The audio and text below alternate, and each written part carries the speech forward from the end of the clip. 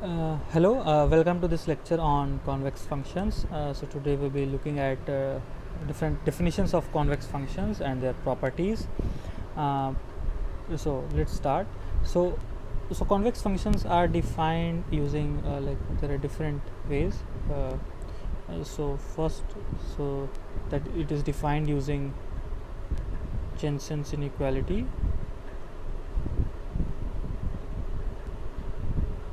Jensen's inequality. The second definition basically uses this first order derivative.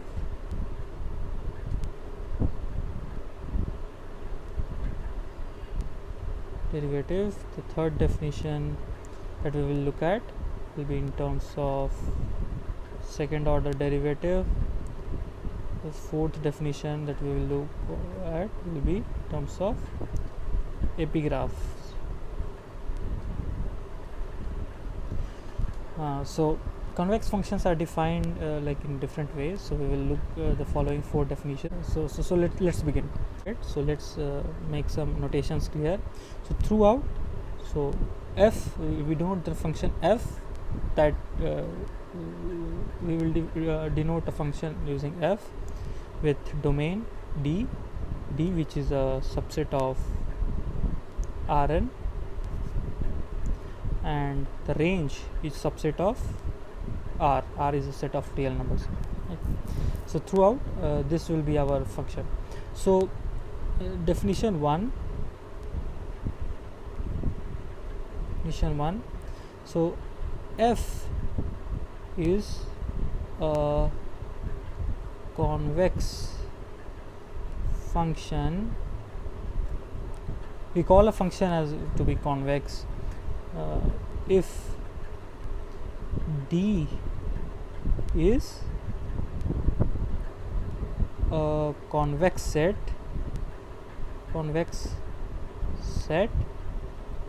and for all x and y belonging to D and for all theta in the interval 0 1.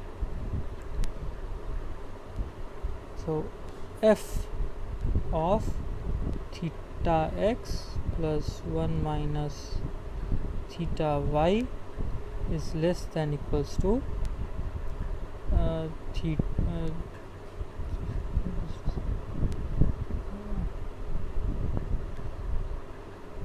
less than equals to theta f x plus 1 minus theta f y.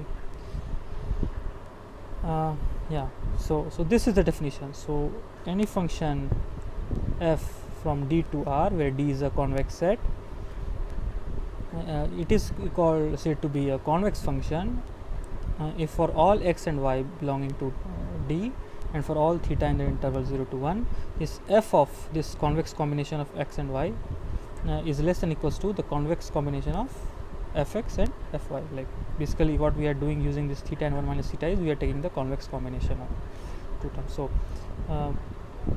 this is so one thing is to note that D must be a convex set. So this needs to be convex, otherwise this may not be defined.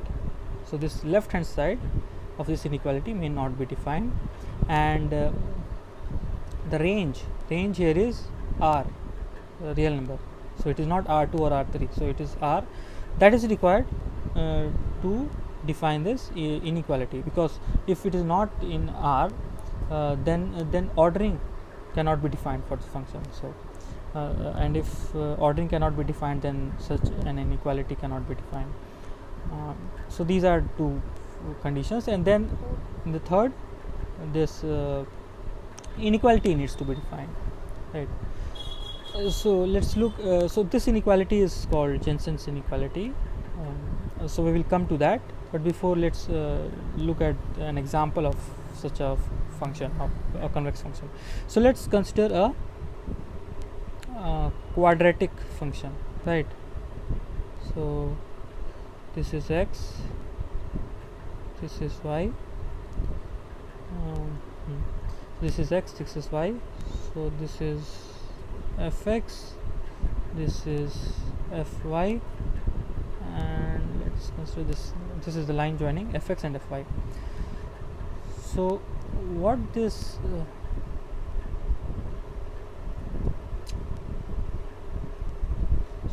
theta fx plus 1 minus theta fy, note that theta is between 0 and 1. So this is basically a convex combination of fx and fy.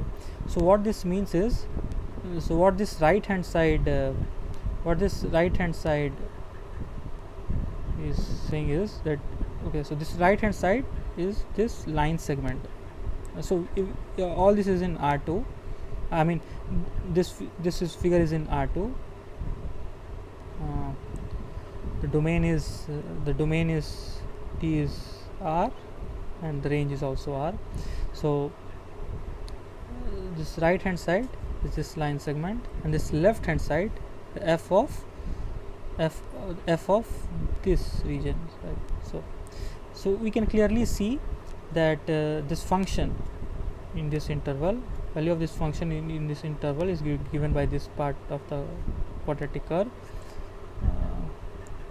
this part of the quadratic curve, and this is clearly less than equals to this line segment.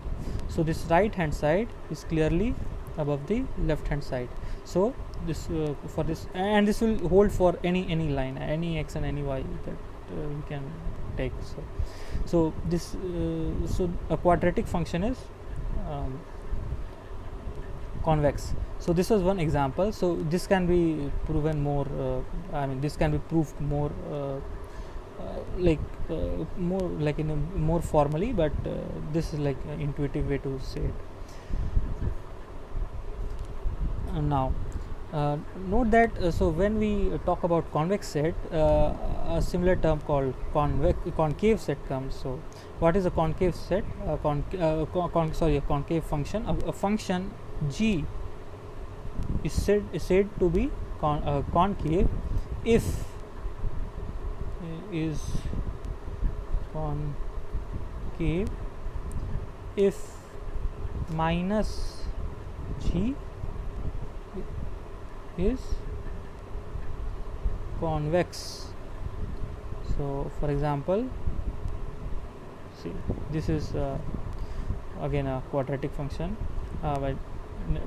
but this is negative. I mean, so let's say if it was ax square plus bx plus c, this is like minus where a is greater than 0, where minus ax square minus bx minus c is equals to 0.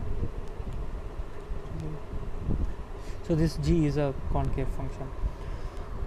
Now having said that,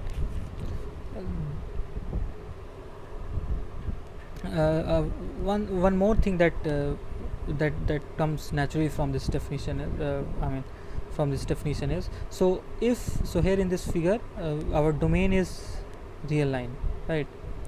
What if this domain is in a higher dimension? So okay, so this definition is clear, but there is another you can say as a byproduct of this definition, that if let's say if this is in a higher dimension, a function concave, then along any line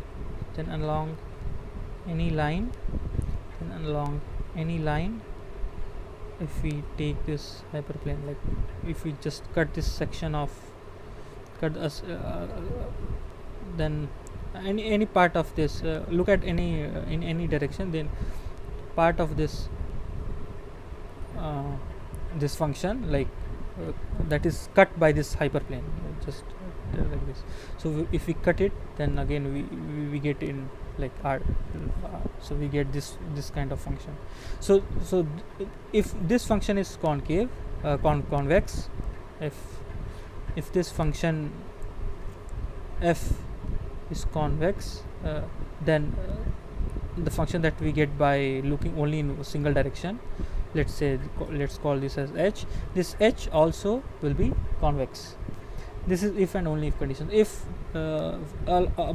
if this function is f, then along any direction what we get is function is also is convex, and if all the functions if functions obtained in by looking in any of the direction, I mean if all are convex, then this f is also convex. So this can be written like formally, like let's say this defined as h. Let me change. Let's define this ht is equals to f of x plus t v. So we have f. Let's define another function h of t, which is basically f of x plus tv. So v is some direction, like some direction, right? So if we have, let's say if we have x y, like no, if we have uvw,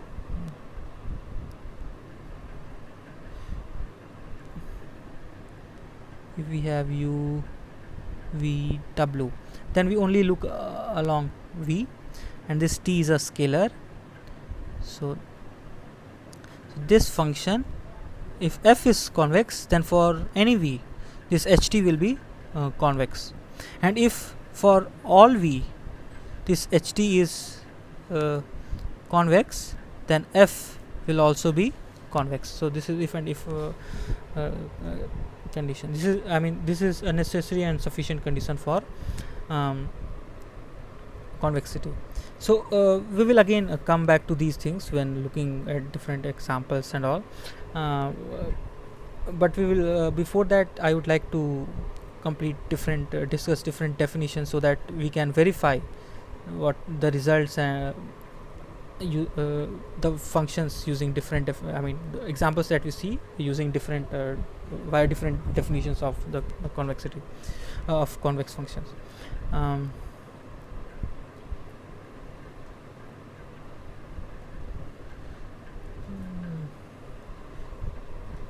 Okay. So Jensen's inequality. So we saw that a function of type f of theta x plus 1 minus theta y less than equals to theta fx plus 1 minus theta fy. So we saw that this is Jensen's inequality. This is the most simple form of Jensen's inequality. This can be generalized to like f of sigma xi, theta I xi less than equals to sigma theta I f of xi, such that summation of theta I is equals to 1. So this can be generalized to this form. I mean, this generalization is very simple. Like you can you can have y, like you can write y as sigma lambda I xi and like that. I mean, this can be done. So this can be verified. So this is like more a general form of Jensen inequality. There is even more general form of Jensen's inequality, that is so f of integral. So we had summation, so that summation could even be generalized to infinite sum. In fact, that can be generalized to integral. So p x into x dx is less than equals to integral of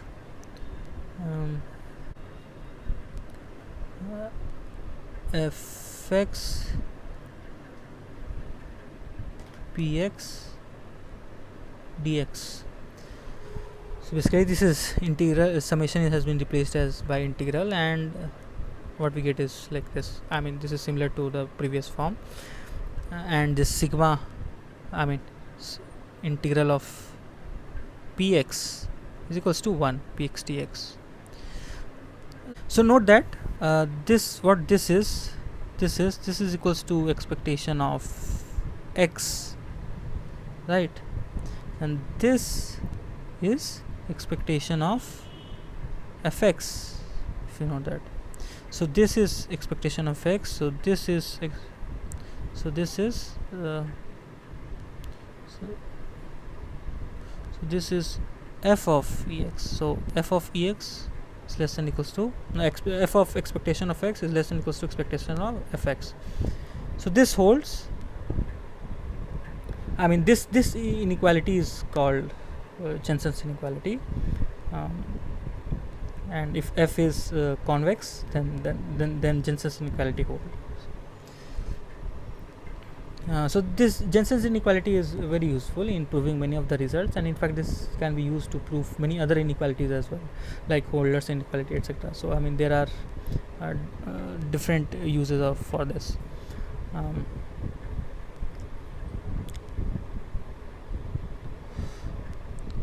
So next we will look at the first we will look at different examples of convex functions, but for now just keep this quadratic function in the mind.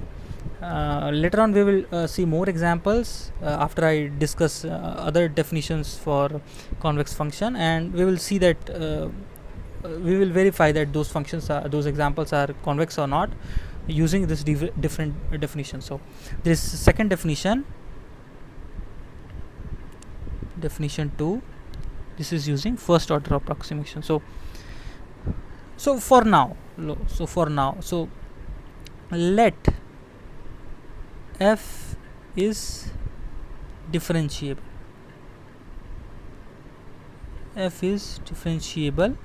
throughout its domain. I mean, let's say the domain D is open set. So it is differentiable there. Then this f is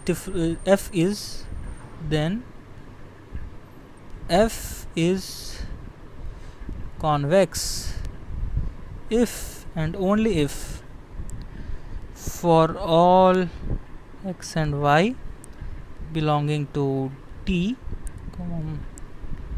f of y is greater than equals to fx plus gradient of fx transpose y minus x.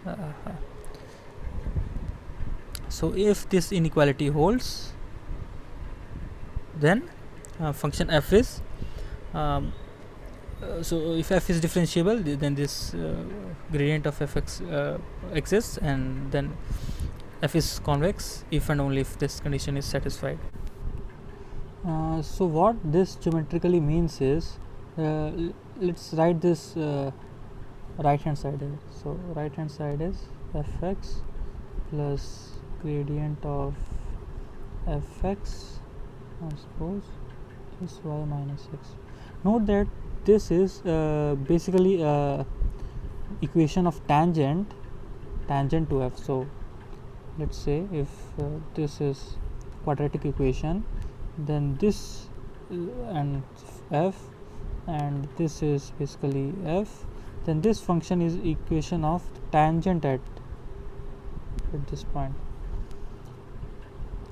This is a tangent at this point. So what this inequality here is telling us is basically that this tangent is an underestimate, like it gives a lower bound to the values of fx. So in short, so if we know fx and the gradient of f at x, then we can actually write then we get this tangent to function f, and this gives us a lower bound for the values of function f for all x in its domain, like for all point x in its domain. So this is a very important property, used in optimization. So why we use so why convex optimizations are so popular? Because here local information. So for this function, the knowing fx and gradient of f at x, these are like local informations, but these are giving us some global information that okay, at any point, so we know that okay, the value, the function f can't be lower than a certain value. Fine. Now, here in this definition, actually we used we assume that f is differentiable everywhere. So this gradient exists. What if gradient f is not differentiable? Um, so why f can be non-differentiable? Um, so I mean, one thing is the function may not be continuous. Um, it is a nice exercise, like you try to convince yourself that if a function is convex, I mean, if a function has to be convex, then it should be continuous. Like for example, if something like this happens, then you can always like, then if you take in these 2 points, then this function, see, this is I mean, this line is below this part, right? So this is non-convex. I mean, you can try to justify it different ways. I mean, this can be proved more formally also, but I just want to say that if a function is convex, so then function should be continuous. So if a function is not continuous, you can like you can say that okay, then this must not be convex. But even continuous functions may be non-differentiable. For example, this function, so this is not I mean, this is continuous but not differentiable at this point. So but our intuition says that okay, this is convex, because if we draw any line here, so this line is larger than this part of the function, so this is convex. I mean, for any such line, I mean, this is also, so this function looks convex.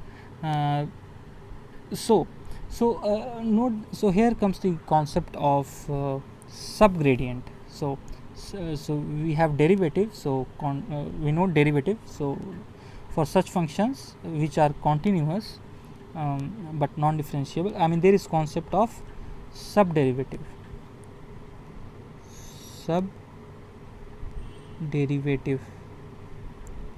Then there is term subgradient,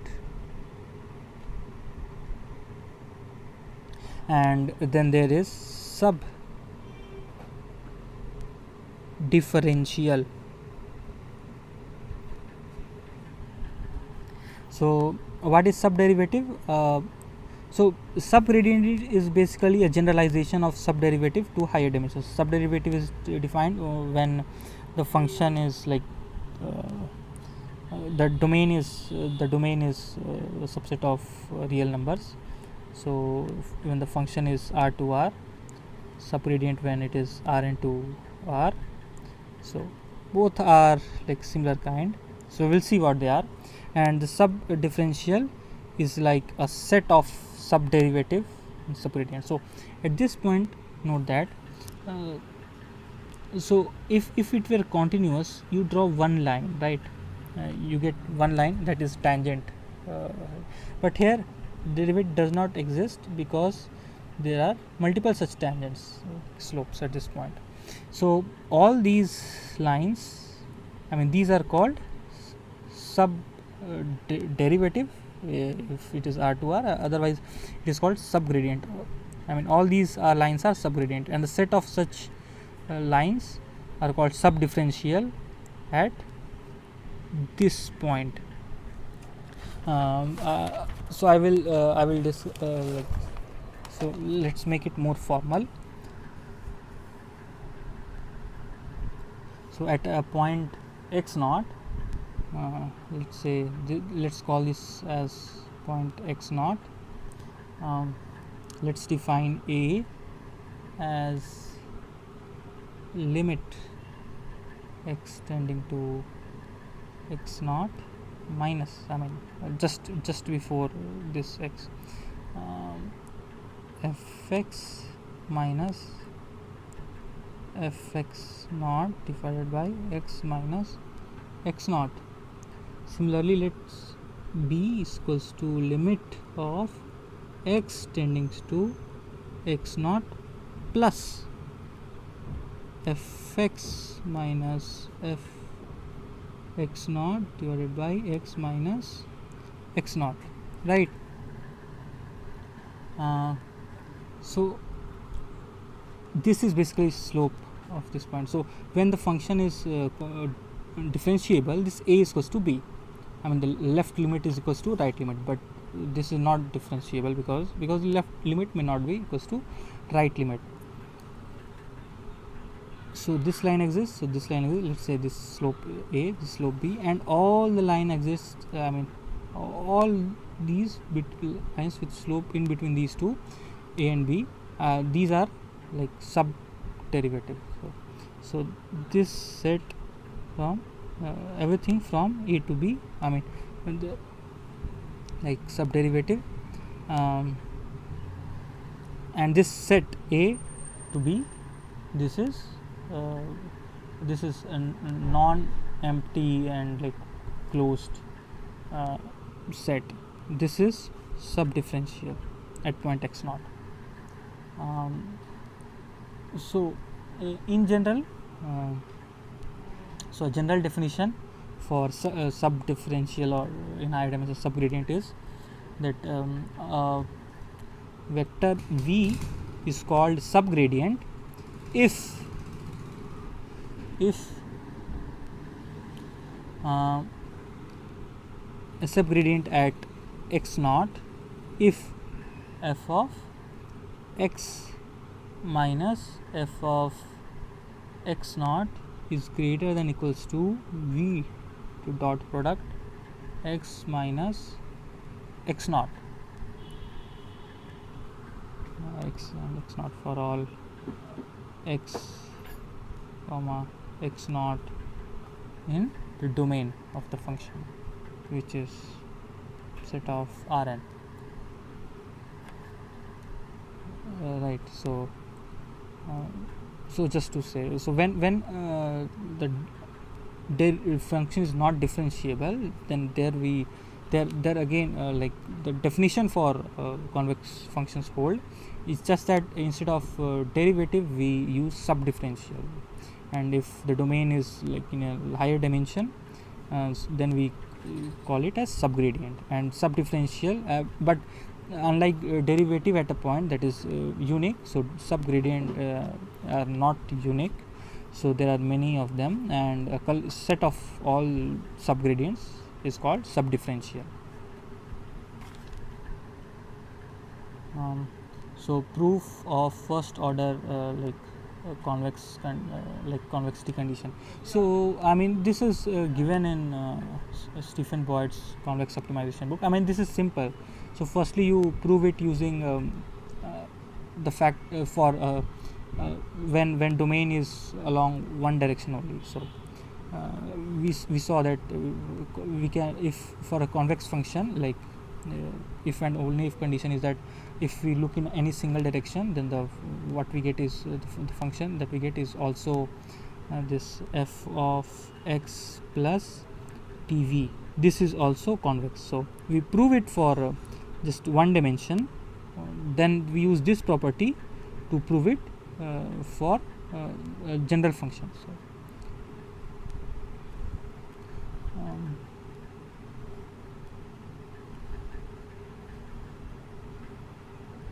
right. Then there is second order condition.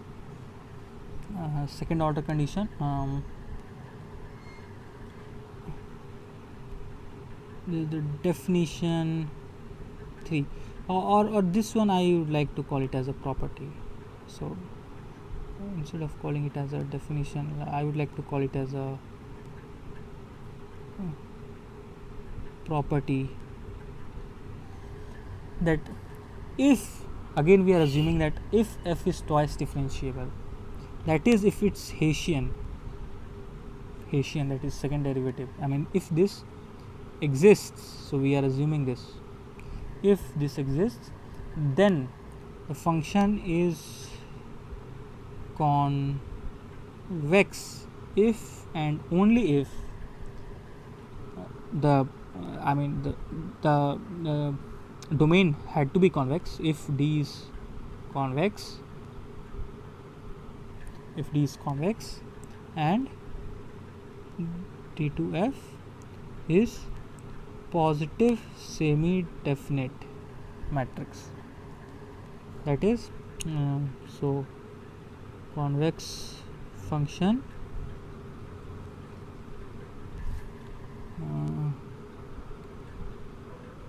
is PST. So this is function. So what we have assumed is that this second derivative is has to be PST for convex function. At this point, I would like to introduce another term, that is strict convexity.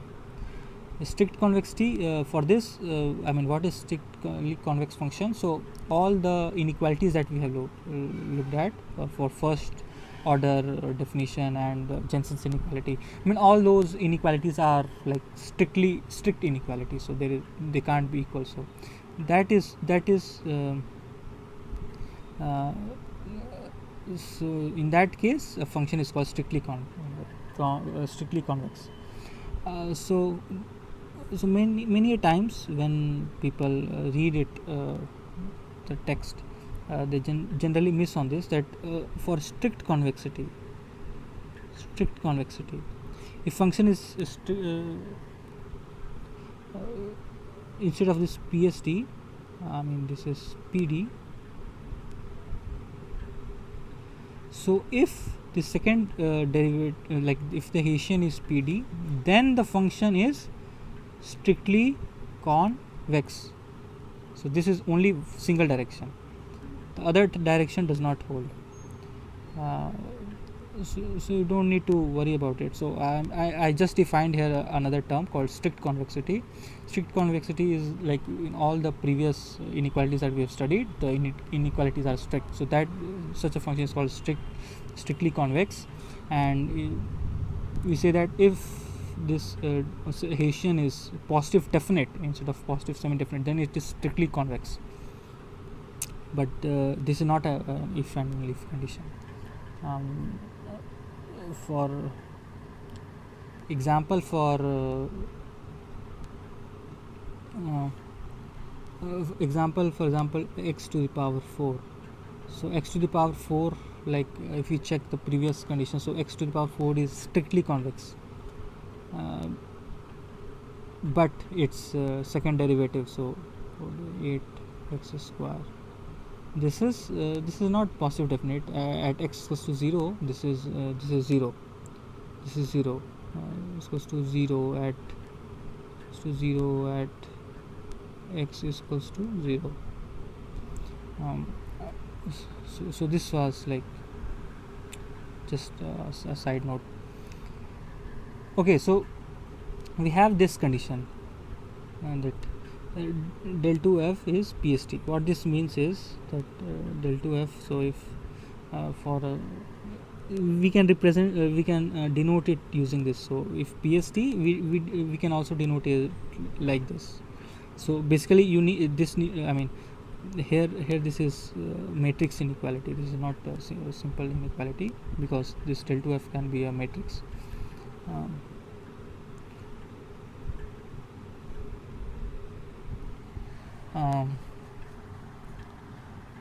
Fine. So how did we get here? So for the proof, actually, so this is two-sided proof. We have to need to prove in both directions of this. So one direction is very simple. So for a convex function, we have this first order condition. We have this first order we have this first order condition. So integrating on both sides, differentiating on both sides, if we differentiate it once, we get del 2 sorry del f is greater than equals to, so fx is fixed, right? So fx and gradient of fx, I mean, that is constant because x is a point. So this gradient of fy is greater than equals to gradient of fx, and if we differentiate it twice, gradient of this would be equals to 0. So one direction for the second order condition is like simple. So the second direction is also simple. I mean, I leave it as an exercise in interest of time. That is simple, but this is the point. And again, so like D always needs to be so domain always needs to be a convex set. For example, I mean, so for example, fx is equals to 1 over x square. So one can verify that. So second gradient for this, so del 2 f is like greater than 0, but this is not, not convex.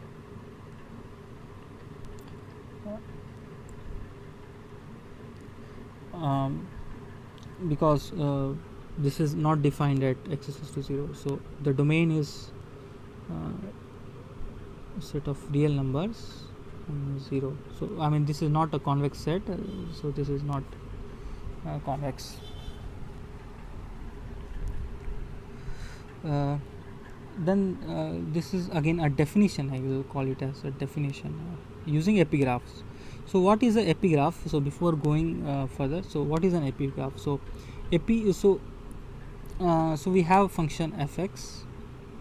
So let's say, so this is like x, this is fx, and every point here, I mean this axis is fx. So every point is like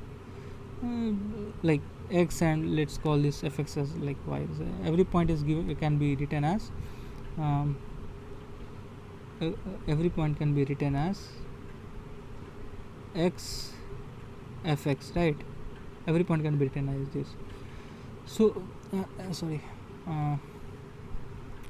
not fx, x comma y.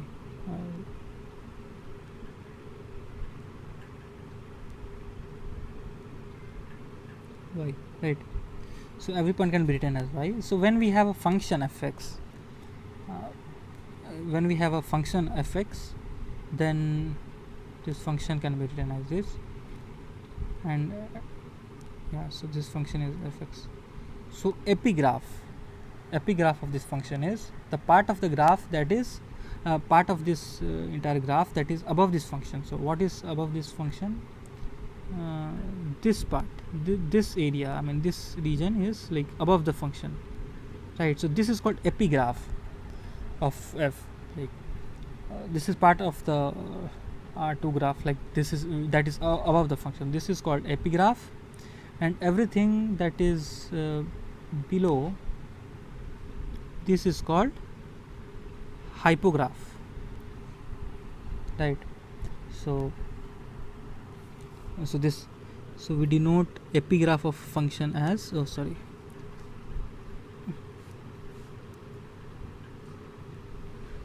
this epigraph of function as epigraph of f as the set of points x and x and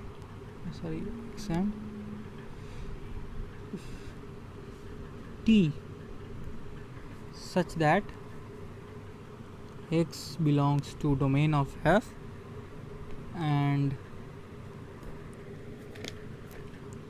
fx is less than equals to t. I mean that means t is greater than equals to fx. So this part in shaded in green, I mean that can be written as this. So condition so what we have is that a function is a function is convex, so a function f is convex if and only if its epigraph is a convex set. So this is this one. Similarly, so we discussed concave function, right? So for concave functions, so this is so we have like this, right? So which part is concave here, convex here? This lower part. So for concave function, this hypograph is convex. So if hypograph is convex, then it is a concave function. If epigraph is convex, then it is convex function.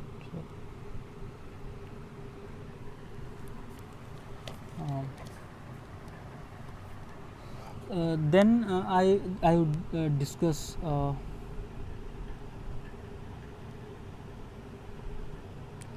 I would like to discuss I mean, these were the definitions of convex function. Okay, so also I would like to discuss some idea about it. So why this epigraph being a convex set is, how that related to function of being a convex function. So note that f is a convex set. So for any 2 points lying inside this f, all the points should also lie inside this. So I am assuming that f is convex set. So I just want to say that if epigraph of f is convex, then f should also be convex. So this is epigraph of this is epigraph of f. So these 2 points say lie in the epigraph, and epigraph is convex, so this should also lie in epigraph. And lying in epigraph means what? That the function is below these points, like for these corresponding values of, for these values of x, for the function should lie below these points. So this is what we had from Jensen's inequality also, right? So if epigraph is convex, then the function should be convex. Similarly, if a function is convex, then for any 2 points that lie in the epigraph, so all the points joining that point should also lie in epigraph. So this is easy to see from here, like it can be proved formally as well. Next I would like to move to a property called of a convex function for in terms of sublevel sets. So what is a alpha sublevel set? Alpha sublevel set. So for any function, let's say for any function, so so let's say there is a point alpha. So value is a set of values of x such that this fx is less than equals to alpha. This set is called a sublevel set, alpha sublevel set. Let's call this as alpha. If a function is convex, as we can see, if some function is convex, then all its, for all alpha, like its sublevel set is convex. So this is a property of convex function. The converse is not true.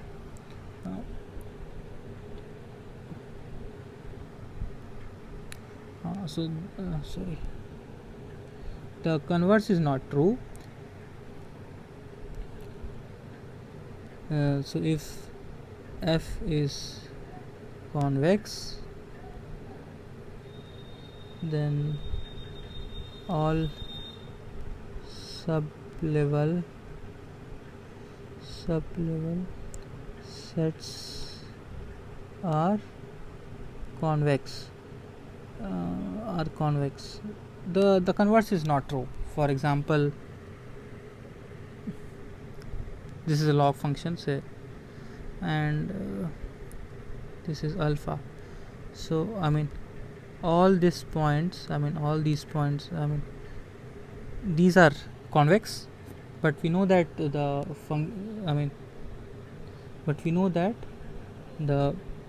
function is concave. However, when we talk of sublevels, this can be useful at times, just to prove that functions are not convex. So in that case, we can use we can prove using by showing that its sublevel set, at least some sublevel set is not convex. However, when we talk about sublevel sets, I would like to introduce to a term called quasi-convex function. A function is called quasi-convex if all its sublevel sets are alpha sublevel sets are convex. So let's look at this function. So this is certainly not convex, because if we let's say we have these 2 points, the line joining these 2 points is below the function, so this function is not convex. But for any alpha, its sublevel set will be convex. So such functions are called quasi-convex, and they have many of the they have some of several properties drawn from similar to convex function, but not all. And also so we have this sublevel set.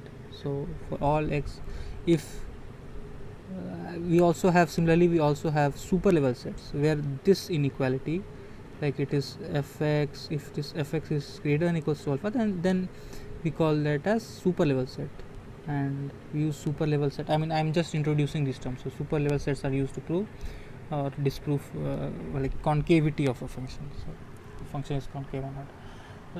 So this is all I had to discuss about definitions and properties of convex set. So let's look at some of the examples of some of the functions, and we will see if they are convex or not. The first is linear function. So any linear function, let's say a x, any function say f of x, okay, so this ax is the function. So is this convex or not? Of course, for a linear function, this f of theta x plus 1 minus theta x is exactly equals to theta of fx plus 1 minus theta fx. So the Jensen's inequality is satisfied. So this linear function is always convex, and as you can see, if we take the negative of this, so both sides, so still the Jensen's inequality is satisfied. So this is also concave. So linear functions are both concave as well as convex simultaneously, and probably they are the only functions which satisfy both. However, I want to point it out that a function, linear functions are both concave and convex, but there may be functions which are neither concave and nor convex. So, this is a trivial thing, but I would just like to point it out. For example, this is a very simple one. This is neither concave nor convex. A function can, I just want to say that a function can neither be, need not be convex or concave. So then there is there is exponential function e to the power x, let's say e to the power x. So this is like this. So what is this? I mean, this is convex or not? I mean, certainly it looks like that. It certainly looks like that. How to show it formally? So e to the power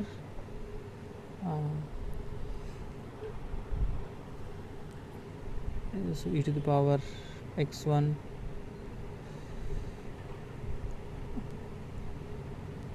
theta times e to the power x1 plus 1 minus theta times e to the power x2. I mean, is that greater than equals to e to the power theta x1 plus 1 minus theta x2? Not let's see, I mean, not necessarily, right? No, I mean, not necessarily. Oh, sorry.